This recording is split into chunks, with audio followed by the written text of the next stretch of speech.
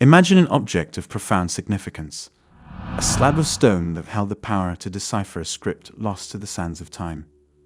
The Rosetta Stone, with its inscriptions in 3 different scripts, tantalized scholars for centuries, beckoning them with the promise of unlocking the secrets of ancient Egypt.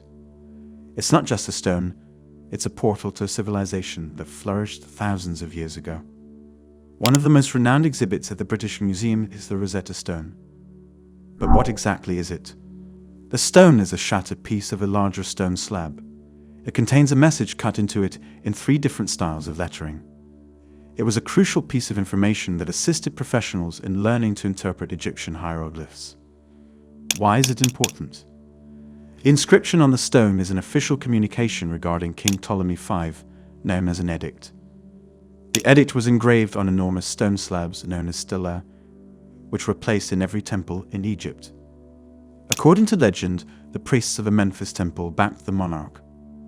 The Rosetta Stone is one of these replicas, so it isn't extremely significant in and of itself. The important thing for us is that the decree is written 3 times. Once in hieroglyphs, suitable for a priestly decree, once in demotic, the cursive Egyptian script used for daily purposes, meaning language of the people, and once in ancient Greek, the language of administration. The rulers of Egypt at this point were Greco-Macedonian after Alexander the Great's conquest. The Rosetta Stone was found shattered and unfinished. It has 14 lines of hieroglyphic writing, 32 lines of demotic script, and 54 lines of ancient Greek script. The significance of this for Egyptology is enormous. Nobody understood how to interpret ancient Egyptian hieroglyphs when they were uncovered. The Rosetta Stone became a vital tool for decoding the hieroglyphs, since the inscriptions state the same thing in 3 different scripts and researchers could still read ancient Greek. When was it found? From 1798 to 1801, Napoleon Bonaparte battled in Egypt with the goal of controlling the East Mediterranean and challenging the British grip on India. Although reports of the stone's discovery in July 1799 are now somewhat hazy, the most widely accepted version is that it was discovered by mistake by troops in Napoleon's army. On July 15, 1799, they discovered the Rosetta Stone while building the foundations for an expansion to a fort near Rashid or Rosetta in the Nile Delta. It seemed to have been constructed into an ancient wall. Pierre-François Bouchard, the officer in command, recognized the significance of the finding. Following Napoleon's defeat, the stone, along with other monuments discovered by the French, became the property of the British under the provisions of the Treaty of Alexandria. In February 1802, the stone was sent to England and landed in Portsmouth. Who cracked the code? When hieroglyphs fell out of favor towards the end of the 4th century AD, knowledge of how to read and write them vanished. Scholars were able to understand the Greek text on the stone in the early 19th century by using it as a key. Thomas Young, an English physicist, was among the first to demonstrate that some of the hieroglyphs on the Rosetta Stone spelled out the sounds of a royal name Ptolemy.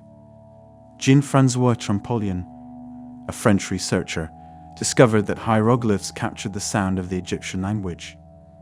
This laid the groundwork for our understanding of ancient Egyptian language and culture. Champollion found the hieroglyphs used to write the names of non-Egyptian monarchs, which was a critical step in comprehending ancient Egyptian writing. On Friday, September 27, 1822, he reported his finding, which was based on an investigation of the Rosetta Stone and other documents, in a paper before the Académie des Inscriptions et Belles Lettres in Paris. His English opponent, Thomas Young, who was also attempting to translate Egyptian hieroglyphs, was in the audience. Champollion wrote this copy of the published article A mon ami Du Bois, to my friend Du Bois, in alphabetic hieroglyphs. Champollion then made a vital second discovery, recognizing that the alphabetic signs were utilized not just for foreign names, but also for Egyptian names. This, along with his understanding of the Coptic language, which was descended from ancient Egyptian, enabled him to properly decipher hieroglyphic writings. Where is it now?